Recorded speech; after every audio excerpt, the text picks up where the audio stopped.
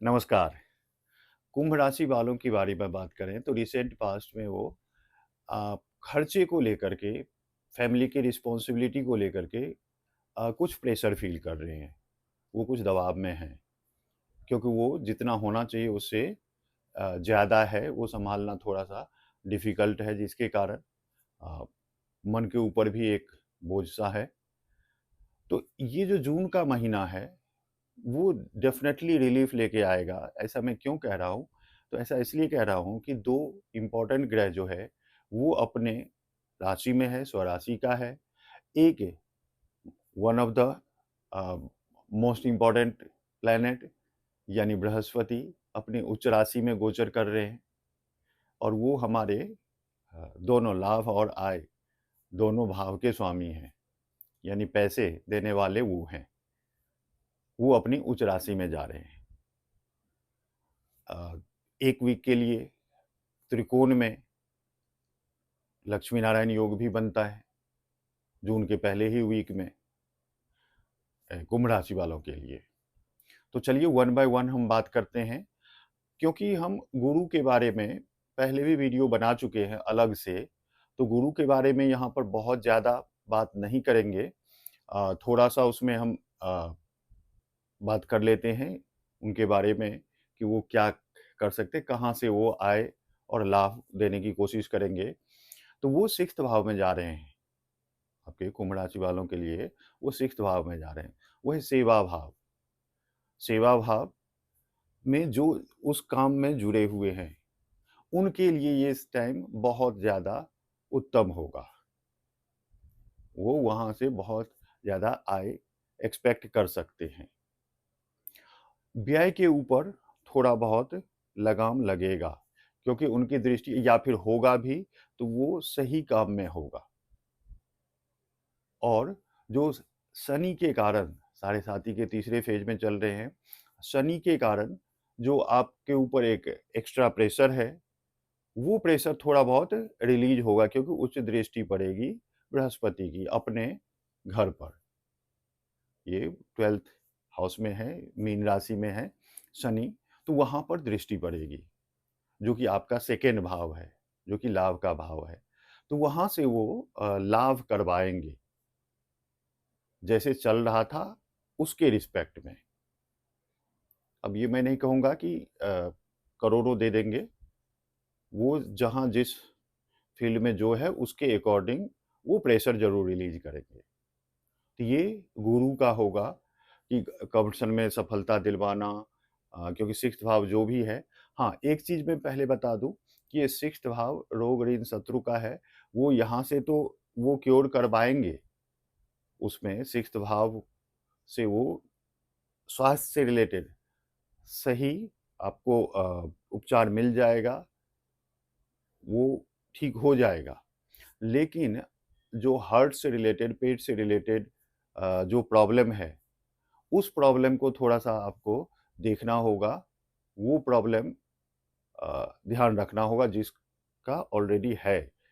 और अगर मंगल या फिर सूर्य की महादशा में, अंतर्दशा में है, तो उसके बारे में आपको थोड़ा-सा सोचना होगा, वो ध्यान देना होगा कि वो एक्टिवेट ना हो या वो स्टार्ट ना हो।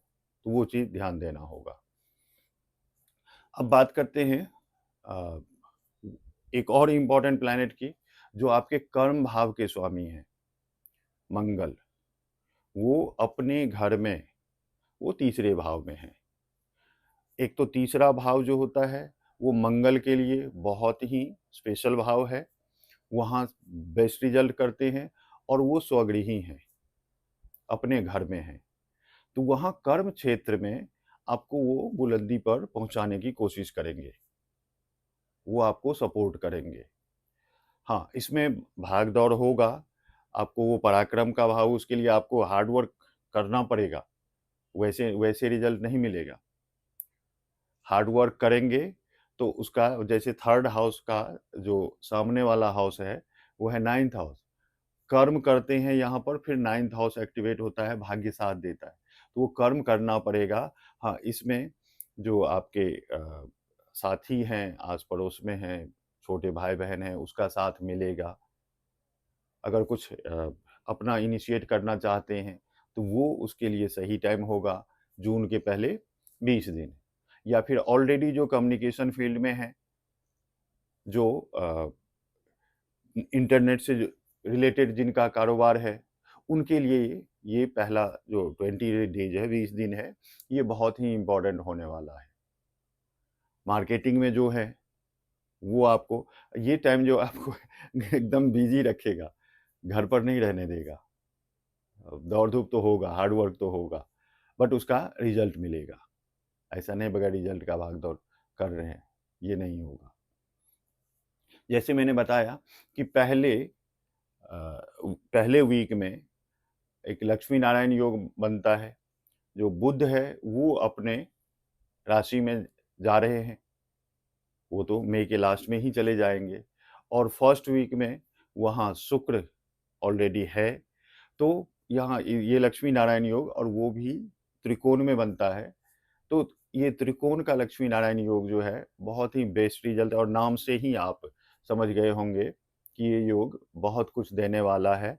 और फिफ्थ भाव जो है हमें लाइफ में ऊपर उठाने वाला भाव है, अ, सब कुछ तरक्की देने वाला भाव है, हमारे सोच को पॉजिटिव डायरेक्शन में लाने वाला भाव है। अगर संतान है तो संतान का भाव है, वहाँ से आपको बेस्ट रिजल्ट मिल सकता है। उसके बाद शुक्र जब 6th हाउस में जाएंगे तो थोड़ा सा डायबिटीज का आपको ख्याल रखना होगा। अगर डायबिटीज नहीं है तो बहुत बढ़िया है, अ, बचा के रखिए। अगर है तो वहाँ पर ध्यान रखना होगा, क्योंकि वो डायबिटीज के कारक है और 6th हाउस रोग का भाव है।